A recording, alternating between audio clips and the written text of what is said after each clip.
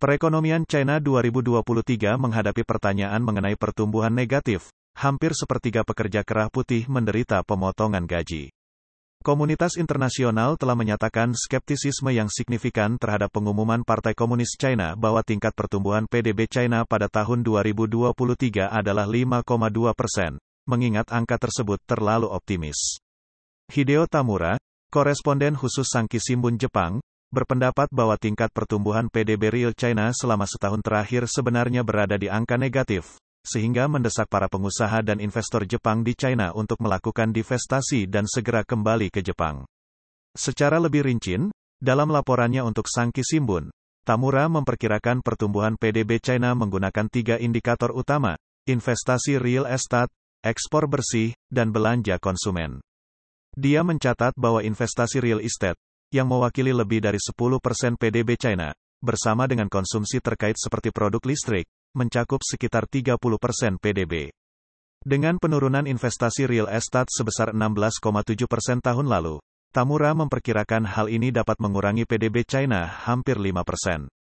Ia juga menyoroti bahwa ekspor neto, yaitu selisih antara total ekspor dan impor, biasanya menyumbang sekitar 3% PDB China. Namun, dari Januari hingga November tahun lalu, terjadi penurunan ekspor neto sebesar 32,3% dibandingkan periode yang sama pada tahun 2022, yang dapat menyebabkan penurunan PDB secara keseluruhan sebesar 1%. Menurut Tamura, dampak gabungan dari penurunan investasi real estate dan ekspor neto dapat menurunkan PDB sekitar 6%. Selain itu, belanja konsumen, yang menyumbang sekitar 40% PDB China, tidak memiliki data resmi. Perkiraan berdasarkan total penjualan retail barang konsumsi, yang meningkat sebesar 7,2% tahun lalu selama tahun 2022, menunjukkan bahwa hal ini mungkin telah meningkatkan PDB sebesar 2,8%. Namun, jika angka-angka ini digabungkan, Tamura berpendapat bahwa tingkat pertumbuhan PDB China pada tahun lalu seharusnya minus 3,2%. Bahkan ketika inflasi juga diperhitungkan, ia menyarankan tingkat pertumbuhan seharusnya masih lebih dari minus 2%, yang sangat berbeda dari angka resmi yaitu tingkat pertumbuhan 5,2% dan tingkat pertumbuhan PDB nominal sebesar 4,6%. Tamura juga memperingatkan bahwa penyembunyian angka PDB yang akurat oleh China hanya akan meningkatkan risiko berinvestasi di China, terutama setelah pecahnya gelembung real estate pada musim gugur 2021 dan laporan ketidakstabilan keuangan yang terjadi setelahnya.